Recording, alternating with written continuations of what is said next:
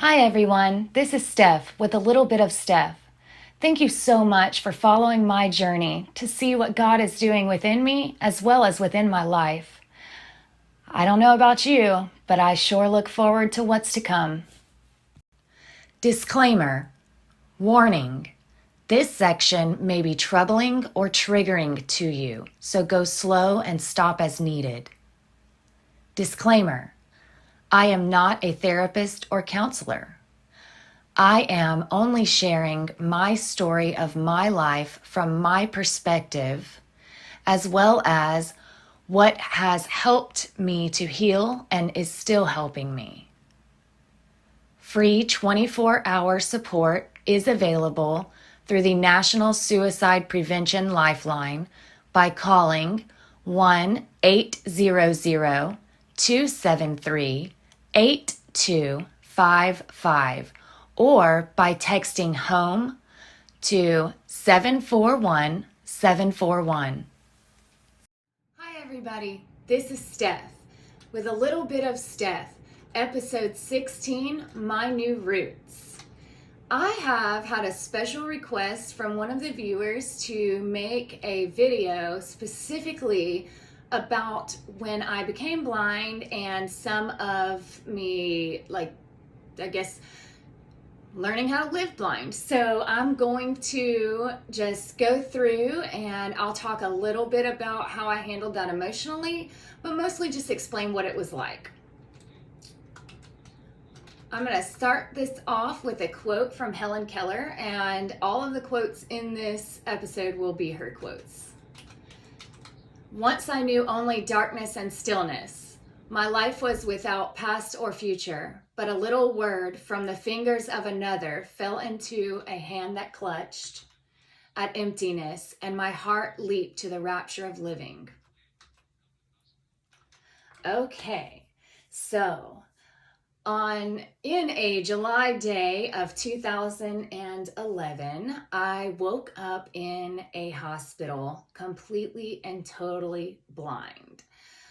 I had a cup taped to over my left eye because this eye was completely out of the socket and they weren't actually sure that they would be able to save that one. So that was very, very traumatic. Pretty much I just felt like I would never be able to do anything. I felt like I would never be able to accomplish anything. I was in the middle of a separation, and heading towards a divorce. So I thought no one would ever want me with me being blind. I thought that I would be ugly now. I had never known, other than like maybe a couple people met them in my life, but I didn't really know anyone. And I guess that just all of these different stigmas, I thought them about myself. And stay tuned because I plan to make an episode about the stigmas surrounding blindness.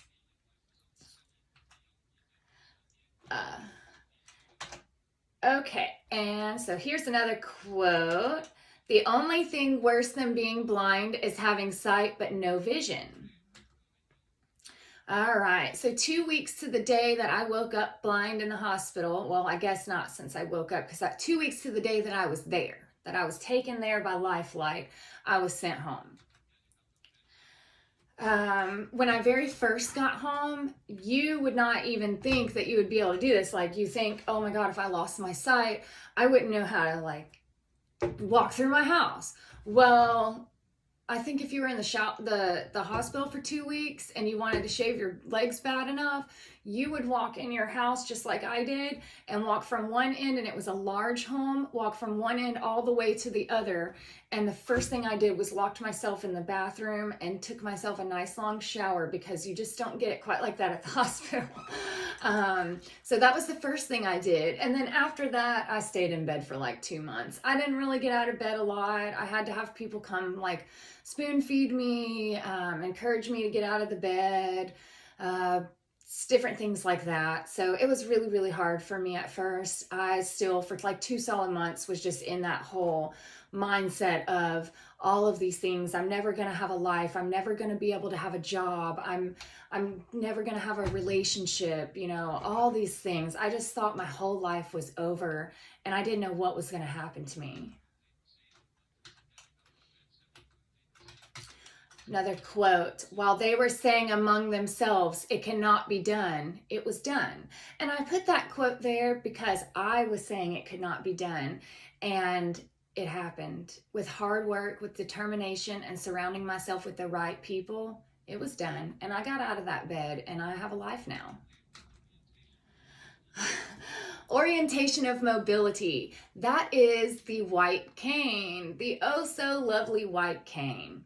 I am a very good friend of that cane now, but when I first became blind, it was not my friend at all. I was so embarrassed by it. I thought, this makes me look like a dork, like all these things.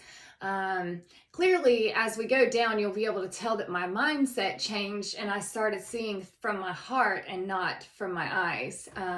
But yeah, that's kind of what I felt like. I was gonna look dorky. People were gonna make fun of me. I was afraid of that. All these different things. And let me tell you, if you're more positive about it and you can make light of it and have fun with it and just bring yourself whatever joy you can, more people are going to want to be around you and people aren't going to make fun. I do get people that make fun. Yeah, it's the world. People are hateful. But I have way more awesome, nice friends than I do. Well, I don't have any mean friends, but I have a lot of nice friends that I've met since becoming blind just because of having the kind of personality that just have fun with it. I encourage you to do that. If you're blind or have anything, that you feel is holding you back, stop and rethink that.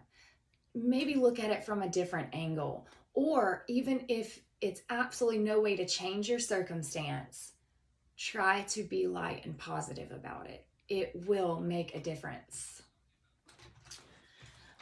When I started out the orientation of mobility, not only was that embarrassing to me, but it was hard. All of a sudden you close your eyes and then you're given a stick that comes up to about, your chest level or something.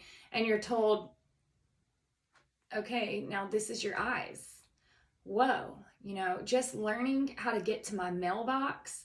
Now at that time, I lived way out in the country and I had a home that was surrounded by 80 acres of pine trees. So I had quite a long walk to my driveway. But it was a straight walk and it was still just really difficult for me. Everything was. We would go outside and practice on the little driveway part, practice on the little walkway. Eventually I had to move to town because living out in the country was difficult for me being blind, not having transportation either. So that changed and I started having lessons in different areas. So I learned to walk to the gym. I was going to, when I lived in Milton, I was going to a gym every day to go take yoga classes, to go work out in the actual gym. So I learned how to get to the gym. I learned how to get to my local grocery store because I would walk to my grocery store with a suitcase and I would, go to the customer service desk and I would ask them for help if I couldn't, which I knew the customer service desk at my local store. But so I would go in, I would ask for help. That's typically what a blind person would do if they're there by themselves. And the person that works in the store, they would have someone that works in the store to walk around and help me get my groceries with me. So at that point, I could put my suitcase under the buggy and hold on to the buggy while the worker walked around the store and we went through my list and got my stuff and then would help me check out. And then I would make my hour, so walk back home. It wasn't that long of a drive, but it sure was a walk when you're blind and you're walking slower, to be cautious and careful about what's going on around you, as well as lugging a big suitcase to feed a family of, let's see, at that time there was 3, 4, 5 of us. So yeah, that was not easy, but it was possible. I did it. I also learned how to get to my husband at that time's son's elementary school, as well as his daughter's daycare, so that I could go volunteer and do things in the classroom with all the kids, and go watch parades. I speak in the schools now, and that happened because I was standing there just witnessing one of his parades, just so he would know someone was there for him that day. And I happened to end up speaking to a teacher that I was standing next to, and she got me hooked up with that. So now I talk in the schools to kids about what it's like to live with a disability, how to overcome adversity. I show them all my little blind tools and devices. There is an episode about that already through Steph's eyes, so you can go check that out and see some of my devices. And so, that's just what I did. I learned how to walk to the schools and everything. So crosswalks. Okay, so the orientation and mobility lessons, I would cry. Not all the time. Sometimes it would be so much fun, but then other times I would cry because it's really hard. And it just felt like I would never be able to accomplish certain things. Crosswalks was one of them. I was terrified of the crosswalks because in our town, the crosswalks don't make a noise. So I have no idea when it's safe to cross the road. And it was just so dangerous. And every time, I still don't like doing it, but I'm not afraid to do it. And I know how to, so I will, but I'm not a fan because those crosswalks don't have little beeper things to help us hear and know. So it's scary. So if you're in charge of anything like that and you have the authority to make that change, I urge you to make that change and make it a little bit easier and safer for us. Let's see. So my first crosswalk, though, I'll just give you a little example of how it went. It was pretty neat, though, because I get down there and I'm standing at the crosswalk. Mind you, this is my third day trying to have crosswalk lessons, because the first 2 days I chickened out and I was like, I can't do it. Please don't make me do this today, please. So then we'd wait until the next week and I'd go back, and the second time I still couldn't do it. Well, the third time I did it. There were people at the red lights encouraging me, you can do it, you can do it. And that's what happens, I guess, when you are from a little country town, because back then I did live in Milton, Florida. And so, you have those country people encouraging you can do it. But so I did it. I made it across and I made it back. And it was one of the scariest things ever, but it was so much fun, and I'm proud of myself that I did it. And I never did that walk again, that particular crosswalk again, because it was so dangerous. But it made me feel good that I did it. Another thing that I have done in my orientation and mobility that I was terrified to do, and I'm still terrified, and I don't like to do it. But it's not about blindness. I am scared of escalators. And my orientation and mobility instructor, she knew that I was terrified of those. And so she calls me one day and says, hey, how about instead of, any hard lesson, why don't we just take a lesson and just go mosey around the mall, get a coffee and just kind of walk around the mall and hang out and talk. We're girlfriends. So I assumed we're just going to have a friend day. So I get there, she picks me up. We get to my lesson at the mall and we're walking. I think we're on our way to Starbucks. And all of a sudden I hear the escalator. I'm wearing some big clunky wedge like sandal things that don't have a back on them. They're like flip-flop toes and a big wedge and little diamond stone things everywhere. Very dangerous for that kind of lesson, but I'm assuming we're not on a real one to that day, so I didn't think to wear tennis shoes. And I hear that escalator and I stop. And I was like, I'm not doing this. I am not doing this. She made me do it. And you know what? I did it. And it was fine. I did it. I was okay. I followed directions exactly how she told me to do it. I did it and I was safe. So, recently, my husband and I were shopping at one of the stores in the mall. I can't even remember, but there's an elevator. We had to go downstairs, and we're standing at the escalator. I'm sorry. And he's like, "Are you ready to do this?" And at this point, I'm wearing heels, like stiletto heels. And I'm looking at him like, no, there's got to be an elevator or something. Like, how would someone in a wheelchair get down there to shop? So there has to be an elevator. And he's just like, I don't know. And he looks around, and I'm looking at him like, I'm not going down that escalator. Yes, I know how, but it's not happening. I've already done that lesson. Let's go find an elevator. That's the safer route. So I chickened out again and did it. But I didn't do it. But at least I know I can if I absolutely have to. Okay.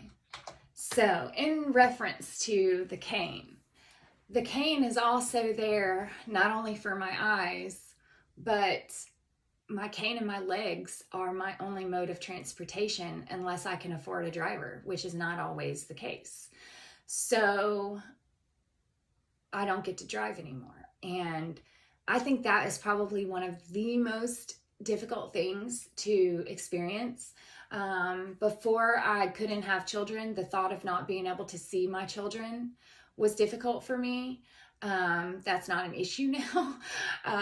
But driving, it still stinks. I think if there's anything that I miss, it is driving. I could probably count, I want to say on maybe one hand, how many times I've cried about my blindness itself since that first 2 months. And every single time it's been because of not being able to drive a car. So many people want to hang out with you, but not very many people want to go out of their way to make a point so you can hang out with them. It stinks. There's not always that. I just miss it. I don't know. I guess I just miss being able to drive. But I will say, even though I miss being able to drive, if I had the choice to have my sight back, I would not choose to take my sight back, because the life that I've been given, the life that God has given me and allows me to use it to help other people, I gained so much more than I ever had when I had sight. So my sight's right here where I need it to be.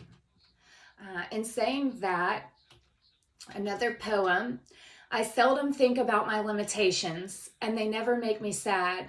Perhaps there is just a touch of yearning at times, but it is vague, like a breeze among flowers. Okay, so my cooking lesson, that went way better. Way better than my original learning of the orientation and mobility. Better than some other stuff. It's just, I really enjoyed my cooking lesson. There's not really a lot to say about my cooking lesson. Eventually I'm gonna have some clips and stuff out to, show like actual cooking. I will do an episode and I will cook something.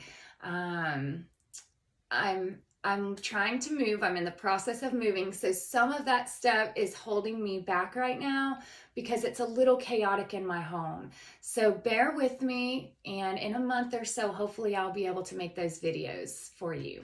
But I'll just share my original story of how I learned to cook. So my independent living instructor came out to my home, and for this particular day was just for my cooking lesson. So he taught me, he put bump dots on my stove, and I'll show you those bump dots again whenever we do those videos. I believe there might be some of those bump dots in the other episode too about blindness.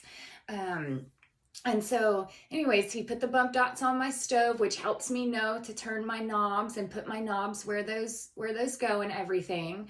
I had a flat top stove at the time. So what he did was taught me how to go in and feel and know where the burner is without getting myself burnt. And then after that, it was on. So we boiled an egg. And he told me when we got done boiling the egg, If you can boil an egg, you can do anything. Apparently, not many people can boil an egg very well, but I've always been able to boil an egg without a problem. So I thought, well, if I can boil an egg, then I can do anything. Well, the next week when he came out to my house, keep in mind, I was living alone out in the country for like way out in the country, surrounded by 80 acres of pine trees, and didn't have anybody coming over to feed me or anything at this point. So I was hungry. When he came back for my next week lesson, I had already cooked dinner every single night that whole week.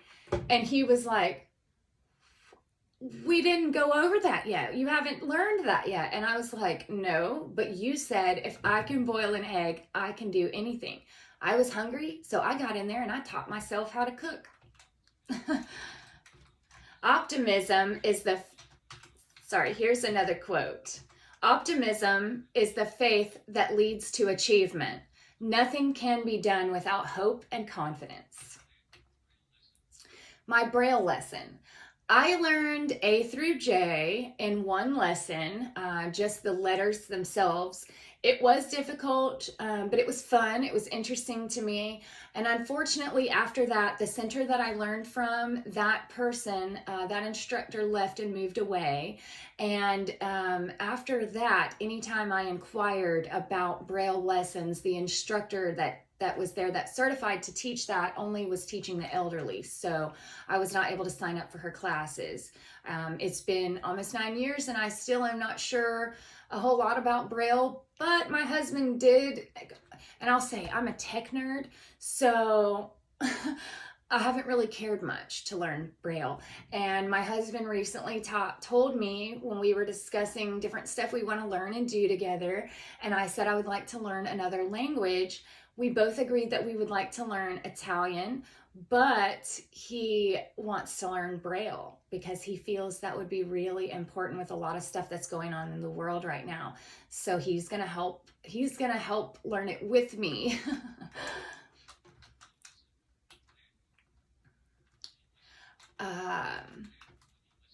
My money lesson. My same instructor that taught me how to cook, he's the same one that taught me my budgeting and my money. And so basically I have an app on my phone that reads out and it'll say $1, $5, $10, $20, $50, $100. As far as the change goes, I count change because and this is, I believe, on the video through Steph's eyes. And it's basically the penny and the dime are close to the same size. The dime has ridges, the penny has smooth edges.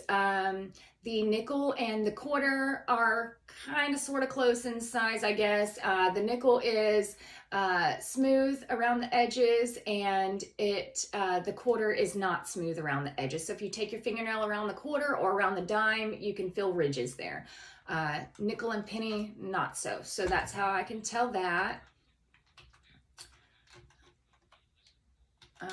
The budgeting was not much different than any other kind of budgeting. If anybody needs a budgeting episode, put a comment, and if I feel it placed on my heart, I'll be happy to put something together for you.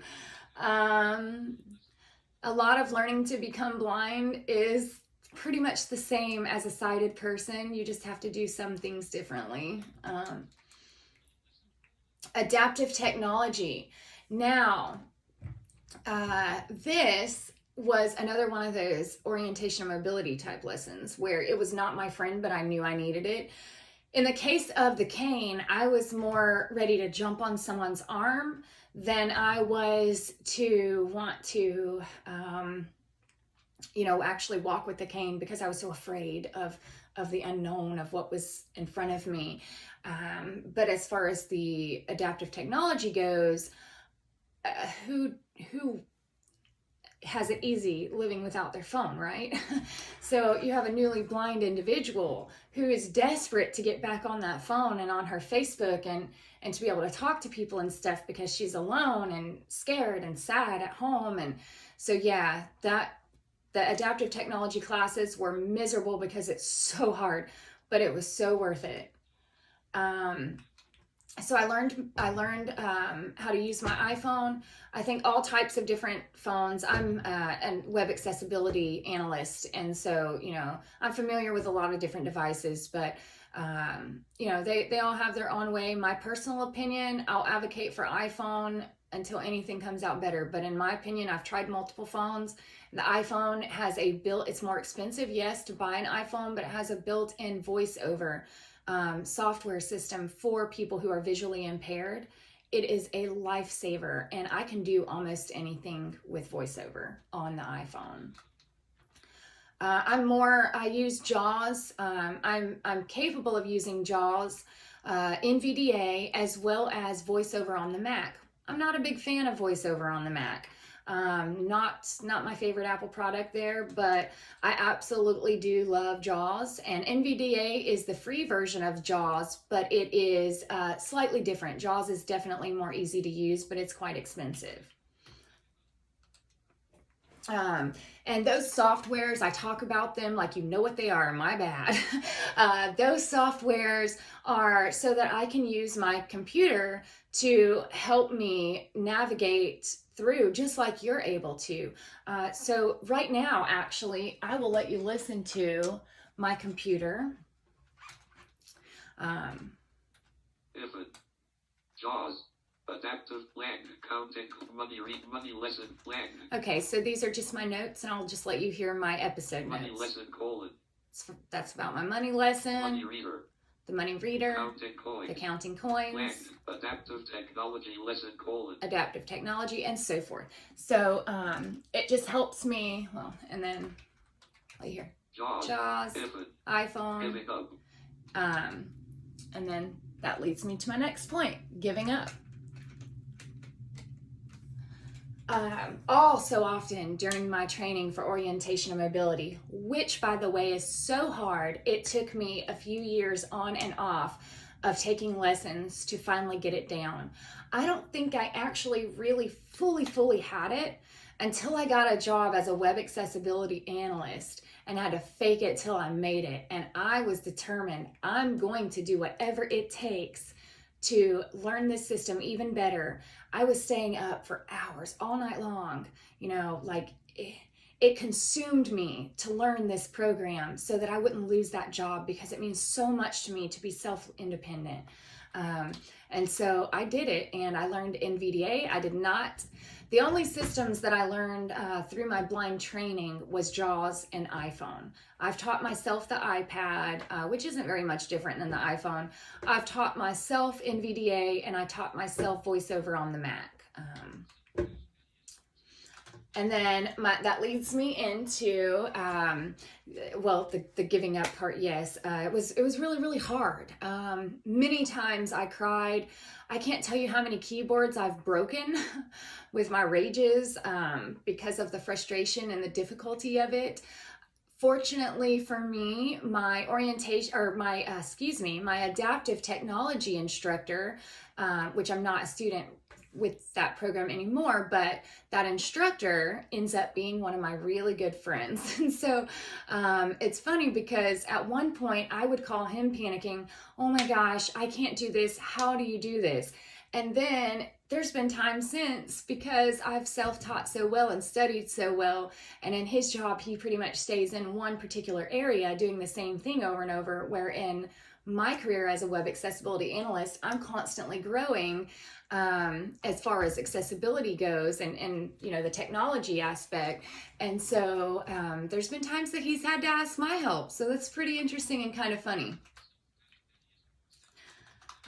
Here's another poem. Self-pity is our worst enemy, and if we yield to it, we can never do anything wise in this world. My senses. So a lot of people say, oh, wow, well, I bet you can smell and hear so much better now. Yeah, I can hear a little bit better in some ways. My situation is slightly different because I became blind from a head trauma. So, and that, affected everything in there. I have brain damage on the lower right part, kind of behind my ear. I have severe damage. My optic nerves are totally severed. it took away my sense of smell, and the hearing in my right ear isn't the same because of the scar tissue. Now, I want to explain exactly how we get better senses. So people just assume like, oh, it's just magically better. It's not magically better. It comes with a lot of practice, a lot of preparation, and patience, which was hard for me.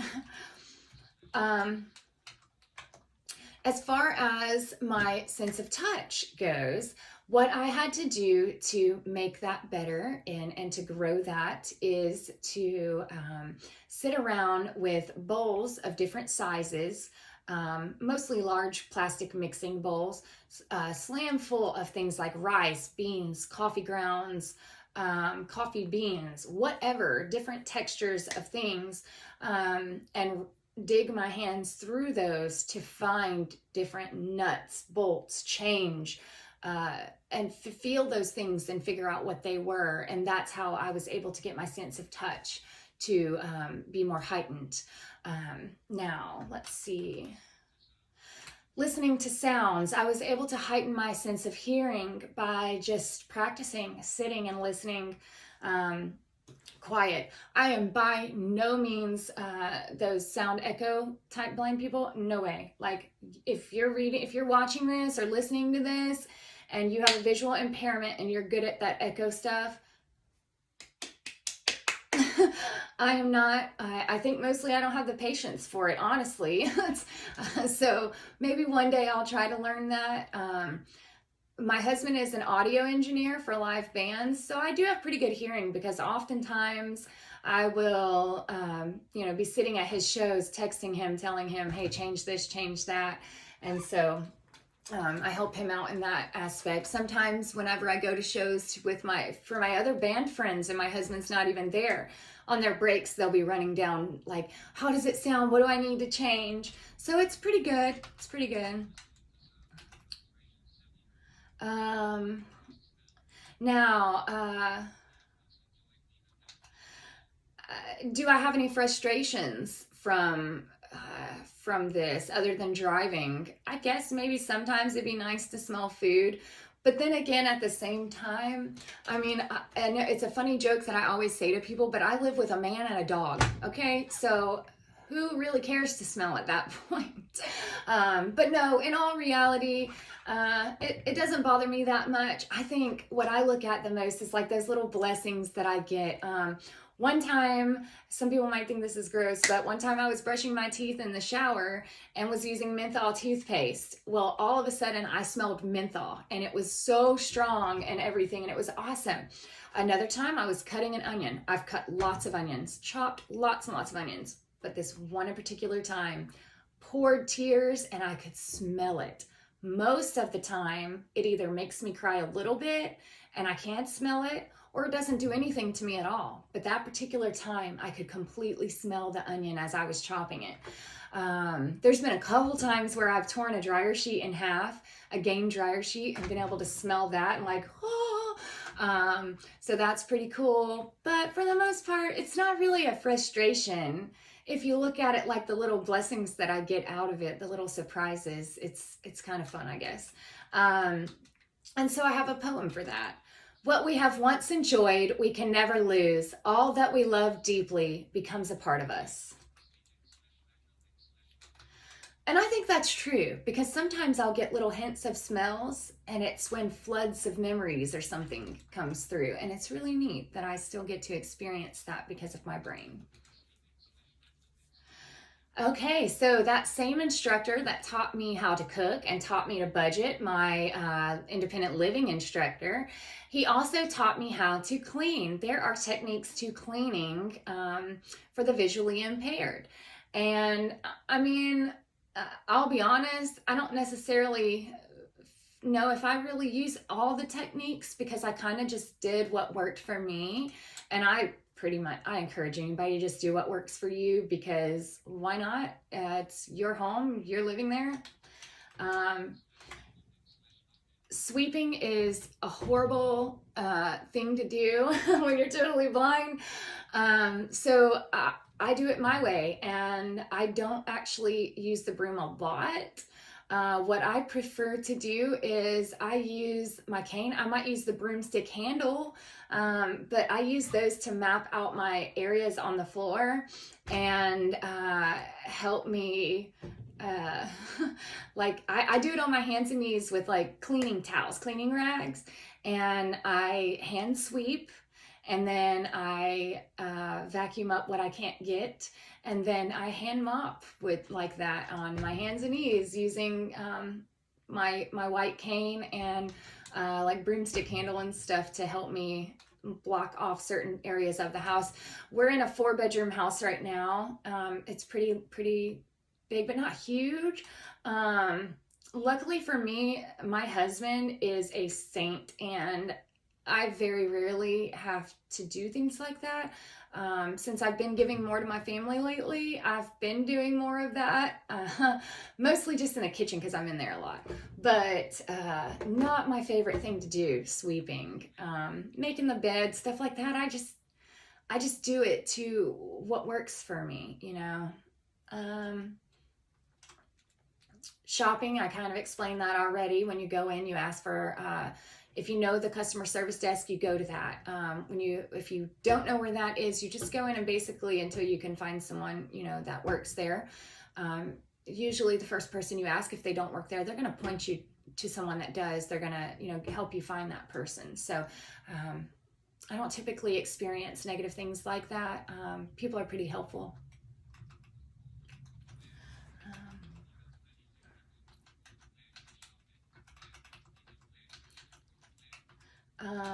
I just feel like basically, with all of this being said, I have a quote that kind of sums it up. We can do anything we want to if we stick to it long enough. A lot of people want to know how I pick out my clothing.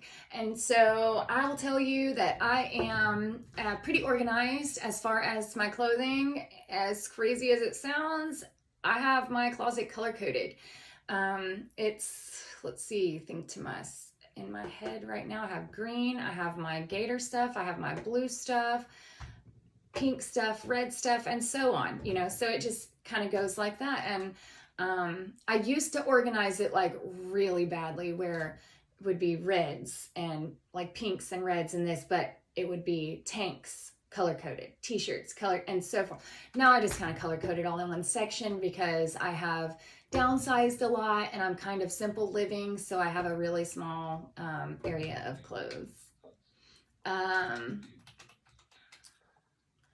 Let's see. I've talked to you about the bump dots. Let's see. If you have any other questions, anything specific that you would like to know about, please do write that in the comments, and I would be happy to put that in the next episode, because I do have an episode about blindness coming. And like I said, that episode, I'm excited. We're going to do some cooking, just some different stuff, you know. So I will just put the comments in there, and I'll be happy to add whatever you want me to that video, as long as it is respectful and appropriate. All right, and I'm going to end this with one more quote for you. Character cannot be developed in ease and quiet. Only through experience of trial and suffering can the soul be strengthened, ambition inspired, and success achieved. And that fits my personal life. All of these quotes kind of fit along with me in the storyline, and I hope that you enjoyed it. It's pretty short, I know, and I hope that it holds you over until I can get settled in my new house and do some really good videos for you like that. So God bless you all. Thank you so much, and look forward to the next episode. Thanks for watching. But before I go, I want to leave you with this. You are special. You are kind. You are smart. You are wonderful. You are worth it. You are important. To reach out to me, please do so by commenting or emailing from trauma to triumph, pcola@gmail.com. God bless you all.